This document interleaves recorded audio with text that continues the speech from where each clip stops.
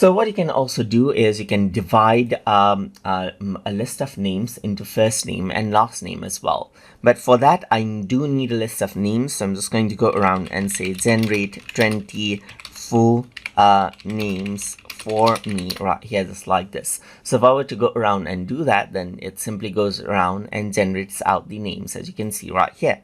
And now I'm going to say divide these names into first name and last name and give it in table format right here, just like this. So if I were to go around and do that right here, then what happens is that it processes it out and then will give it out and divide out the names for me.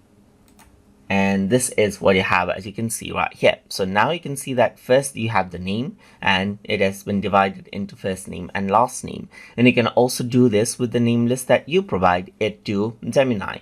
So that is how you can go around and divide names into first name and last name in Google Gemini. So if you guys learned something as always, and as always, please like, comment, share, and subscribe.